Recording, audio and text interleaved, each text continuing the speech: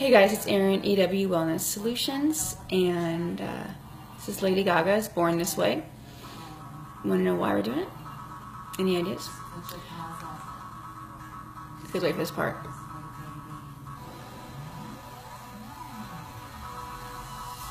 Okay, now we can go. A frequently asked question is some sort of variation of the theme of, you make it look so easy, it's never hard for you, is it? Or you never care about sweets anymore, or you were just naturally thin. No, I was not, and I'm going to go there, born this way. If you've read my book, Why Can't I Stick to My Diet, you know this is not the case. If you've scrolled through my old Facebook pictures, you know this is not the case.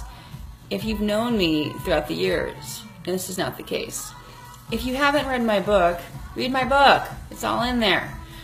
But no, it has not always been the case that I weigh what I weigh now as an adult. It has not always been the case that I can speak from any sort of a position of authority, I don't really like that word, about emotional eating and staying off of sugar.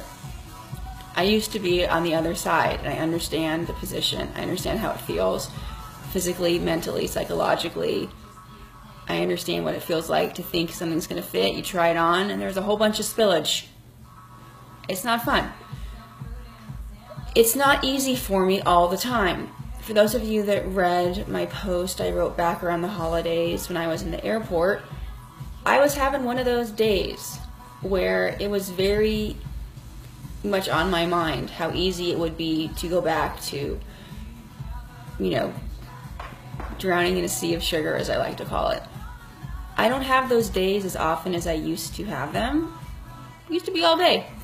Where I think about it, I don't go there because I know it doesn't solve anything, but it is not this effortless thing for me like it once appeared to me that other people had. Like, I believe there are people who were born that they don't care about food. It's something they live to eat. No, eat to live. Eat to live people, yes. They're just born that way.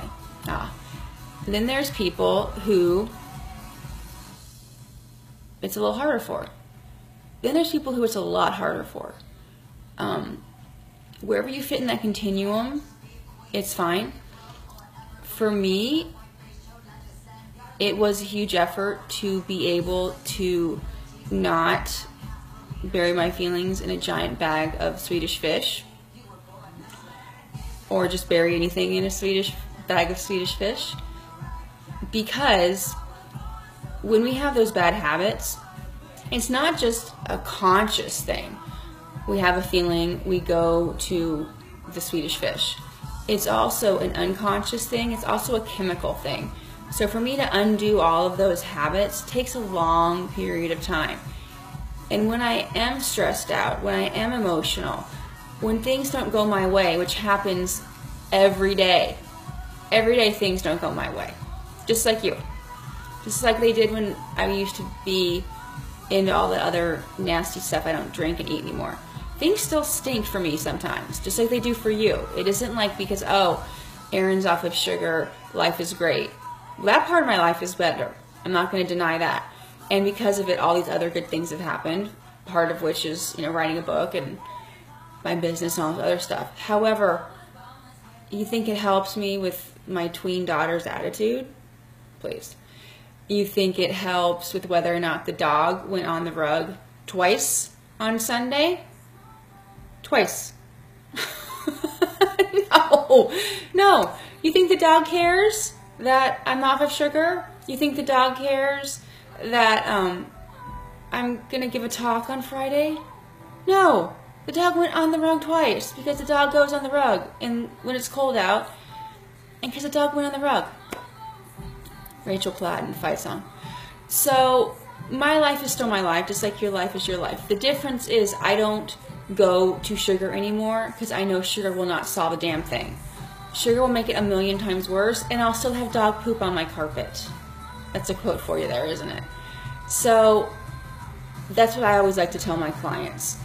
Okay, so if you eat a bag of cookies, you'll still have a really annoying sister, and you'll have eaten a bag of cookies. So your body will have to deal with the entire huge sugar, carb, overload thing, and your sister will still be annoying, right? So if I had decided to drown my sorrows about the dog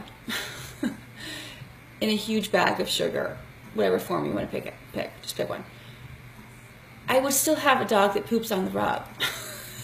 I would still have poop on the rug. So I get the feelings. I still have the feelings. I don't do what I used to do. That's the difference.